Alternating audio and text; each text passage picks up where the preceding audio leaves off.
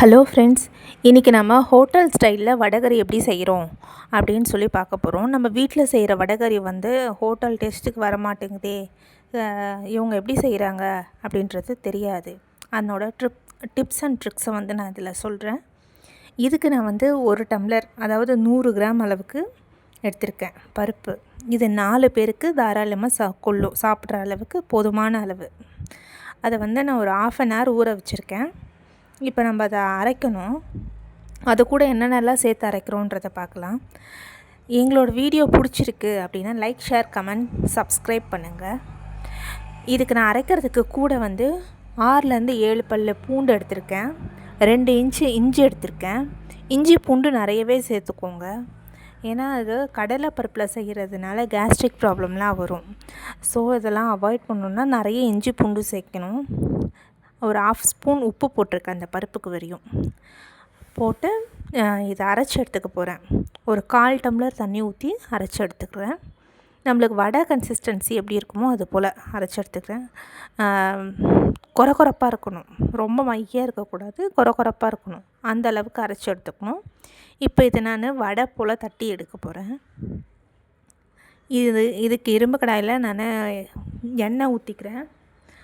எண்ணெய் காஞ்சதும் வடை எப்படி தட்ட போகிறேன்னா, ரொம்ப கனமாலாம் இல்லை. யூஸ்வலாக நம்ம மசால் வடை போடுவோம்ல, நடுவில் கனமாக, சைடில் எல்லாம் மெல்லிசாக, அது போலலாம் நம்ம செய்யக்கூடாது.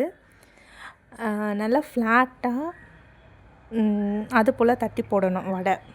அப்படி ஃப்ளாட்டாக தட்டி போட்டு ரொம்ப முருகலாலாம் அப்படியெல்லாம் நம்ம நார்மலாக எந்த டைமுக்கு எடுப்போம் வடை, அது போலலாம் கோல்டன் ப்ரௌன் ஆகிற வரையும்லாம் இல்லை. போட்டு 2 நிமிஷம் விடுங்க. இந்த பக்கம் திருப்பி போட்டு அந்த பக்கம் 2 நிமிஷம் விடுங்க. அந்த பச்சை இது போனதுமே போதும். இது போல் நான் மொத்த வடையும் சுட்டு எடுத்துக்க போகிறேன். எனக்கு ஒரு 15 வடைக்கு வந்திருக்கும். அது போல் இது செய்கிறேன். இப்போ ஒரு சிலர் எங்களுக்கு ஆயில் ஒத்துக்காது, இல்லை பிபி ப்ராப்ளம், கொலஸ்ட்ரால் ப்ராப்ளம் இருக்கவங்களாம் ஆயில் சேர்த்துக்க மாட்டாங்கல்ல, அவங்களாம் இந்த மாவை இப்போ நான் அரைச்சி இருக்கல, இதை அப்படியே ஒரு 10 நிமிஷத்துக்கு இட்லி தட்டில் வேக வச்சுருங்க. நம்ம இட்லி ஊற்றுற அந்த இதில் கொஞ்சம் கொஞ்சமாக போட்டு வேக வச்சுருங்க. ஒரு 1/4 hour வேக வச்சு எடுத்திங்கன்னா ரெடி ஆகிடும். அதுக்கப்புறமா என்ன பண்ணுறோனோ சேம் ப்ராசஸ் தான் இதுக்கும் அதுக்கும். ஆனால் டேஸ்ட் வைஸ் பார்த்திங்கன்னா அதை விட இது பெட்டராக இருக்கும், நல்லாயிருக்கும்.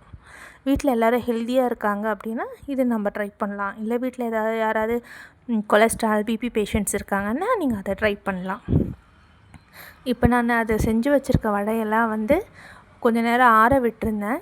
ஏன்னா நம்ம மிக்சியில் போட போகிறோம். ஹீட்டாக இருந்ததுன்னா நம்ம மேலேயே அடிக்கும். அதனால் திருப்பி அதே மிக்சியில் எல்லாத்தையும் பிச்சு போட்டு ஒரு சுற்றி எடுத்துகிட்டு வர போகிறேன்.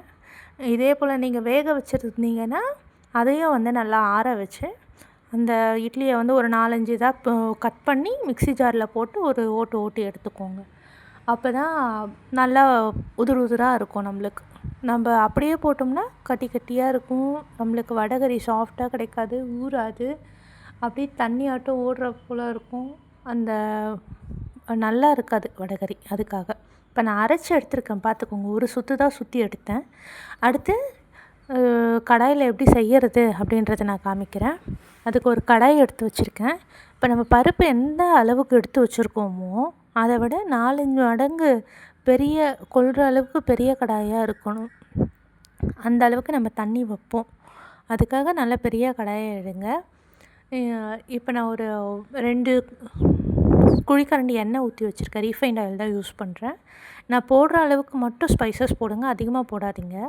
2 துண்டு பட்டை, ஒரு ஸ்டார் பூ, 2 ஏலக்காய், 4 கிராம்பு, அவ்வளோதான் போட்டிருக்கேன். இதுக்கு விட நீங்கள் அதிகமாக எதையும் சேர்க்காதீங்க, எக்ஸ்ட்ரா எந்த மசாலாவும் சேர்க்காதீங்க. நான் சொல்கிற அளவு மட்டும் செய்யுங்க, சூப்பராக இருக்கும்.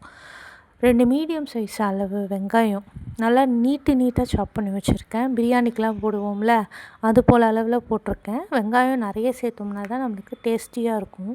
வடைகறிக்கு டேஸ்ட்டு தரதே வெங்காயம் தான். ஒரு 3 பச்சை மிளகாய் நீட்டாக கீறி வச்சுருக்கேன், அது போட்டிருக்கேன். ஒரு 1/2 ஸ்பூன் மஞ்சள் தூள் போட்டிருக்கேன்.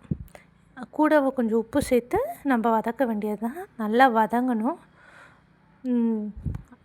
இது வதங்க தான் நல்லா நம்மளுக்கு டேஸ்ட்டு கிடைக்கும். இது கூட இஞ்சி பூண்டு பேஸ்ட்டு சேர்த்து போட்டு வதக்குறேன். எங்கள் சேனல் பிடிச்சிருந்ததுன்னா லைக், ஷேர், கமெண்ட் பண்ணுங்கள். சப்ஸ்கிரைப் பண்ணுங்கள் மறக்காமல்.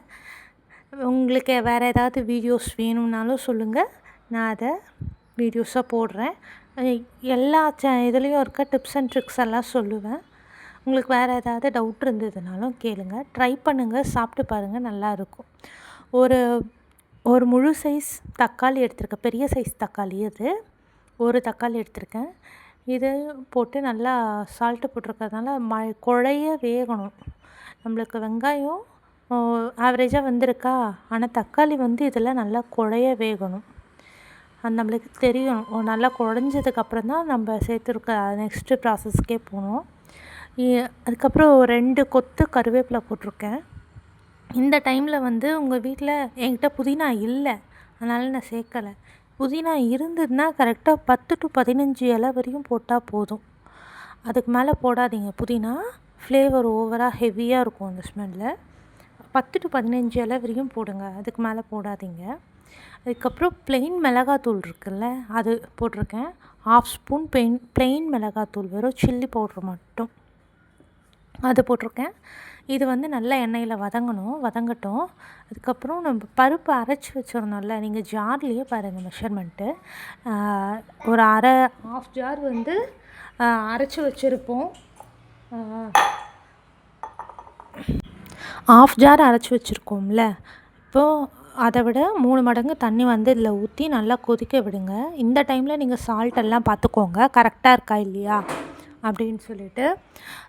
சால்ட் அட்ஜஸ்ட் பண்ணிக்கோங்க. காரம் இதெல்லாம் இருந்ததுன்னா, கம்மியாக இருந்ததுன்னா கூட போட்டுக்கோங்க. ஒரு பச்சை மிளகா கூட எக்ஸ்ட்ரா வேணும்னா போட்டுக்கோங்க. எனக்கு இது கரெக்டாக இருந்தது காரம், இதை விட அதிகமாக தேவையில்லை.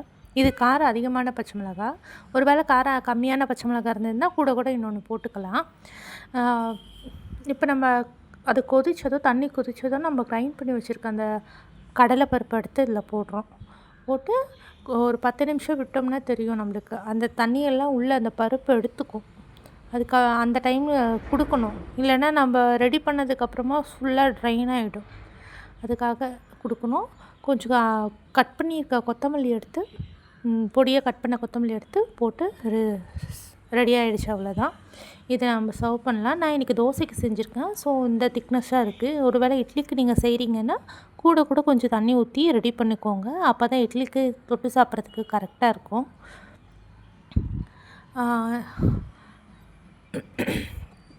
இப்போ ரெடி ஆயிடுச்சு, நம்ம சாப்பிட்லாம்.